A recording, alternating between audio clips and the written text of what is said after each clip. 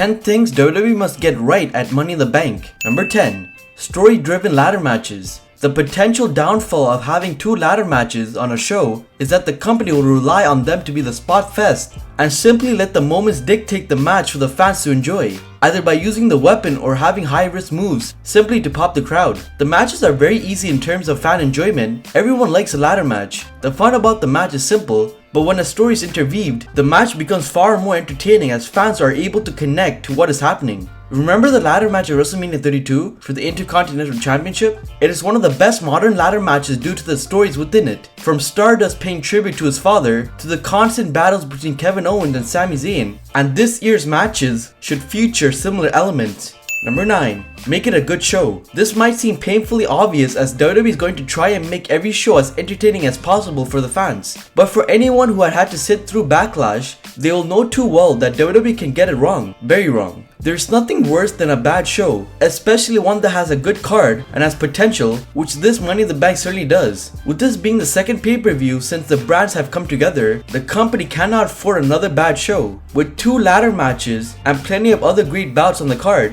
WWE should have no problem delivering the goods here. But in order to prove that having dual branded shows works, WWE needs to nail this one. Number 8. A clear women's winner. WWE is enjoying making history right now with the women's division, putting on first time ever matches such as Elimination Chambers and Royal Rumbles, and last year was a Money in the Bank, and the match was certainly fun but not amazing. One of the reasons the match didn't deliver the way in which it should have done was because of the finish, with WWE deciding to have a man in the form of James Ellsworth be the person to actually retrieve the briefcase, which totally put down all of the women involved. This year, WWE needs to make sure that something like that doesn't happen again, having a clear-cut female winner to the point where you don't have to redo the match on SmackDown the week after to set the record straight. Number 7. Surprise elements. One of the only highlights from Backlash was a random musical segment that took place during the show, which featured Elias' concert being hijacked by countless WWE superstars, providing some comedic relief and a break from just the simple routine of match after match.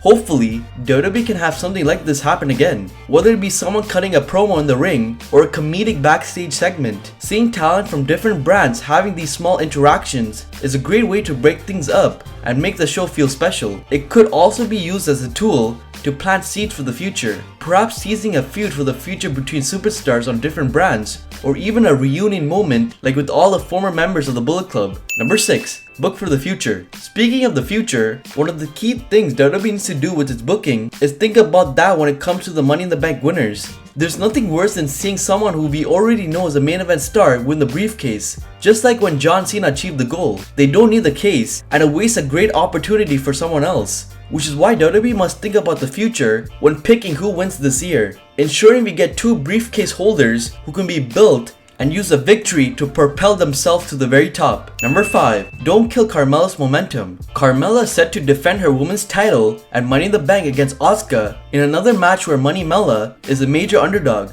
just like she was at Backlash, with most people going in expecting to see Asuka finally become champion on the main roster. Asuka has only lost 1 match in her entire WWE career at the hands of Charlotte Flair, and that is why many people believe she will regain that momentum with the title win, as seeing Carmella get a victory over the Empress of Tomorrow would be a huge shock. The problem is, while Asuka would be an amazing champion, Carmella has been doing a very good job in the role and has some real momentum behind her, which is something that needs to be protected no matter what the outcome of the match is. Number 4. Feature the Cruiserweights. After months of build for 205 Live's Cruiserweight Championship tournament, it seems like WWE was finally putting some focus back into the Cruiserweight roster. With new talent and some actual storylines, the match quality improved and things were on the up. Then Cedric Alexander and Mustafa Ali got regulated to the pre-show, which you should argue was fair considering that stacked card that Mania presented. Then came Backlash and the Cruiserweights were not featured at all. Not even a token pre-show match was given to them. How is anybody supposed to take the division seriously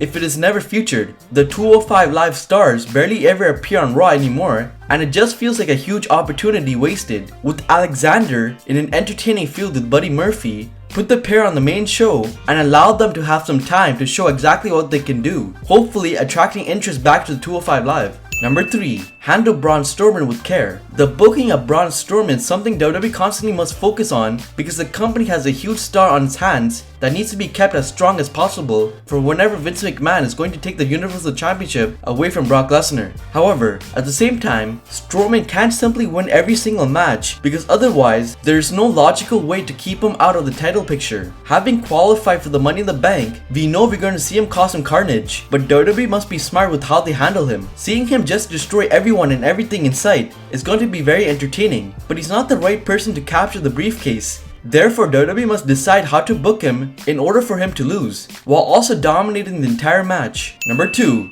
A clear WWE Championship finish. Money in the Bank is set to see the 4th WWE Championship match against AJ Styles and Shinsuke Nakamura in the feud that has all the potential in the world but has yet to truly deliver on its hype and promise of a dream match. Everyone knows what they are capable of inside of the ring, and why they haven't managed to pull out a classic match yet is unknown. But one of the main reasons is down to how the matches have been booked, with the last 2 featuring controversial and unclear finishes. After spending so much time and dedication to the storyline, WWE must now deliver and give the fans a clear winner between the 2 men, allowing them to tell the story they want to tell inside the ring, which will hopefully deliver on its promise. Number 1. Ronda Rousey's booking. WWE surprised a lot of people when it announced Ronda Rousey would be having a Women's Championship match at Money in the Bank. After only having one wrestling match in her entire career, she has suddenly been thrust into a match with Nia Jax. Hopefully, it will be a similar scenario to WrestleMania 34 where Rousey shines and puts on the match of the night. But there are certainly very valid concerns that this match could be very poor. But no matter what happens in terms of wrestling quality, the finish of this match is something WWE has to nail. Whether it is fully committing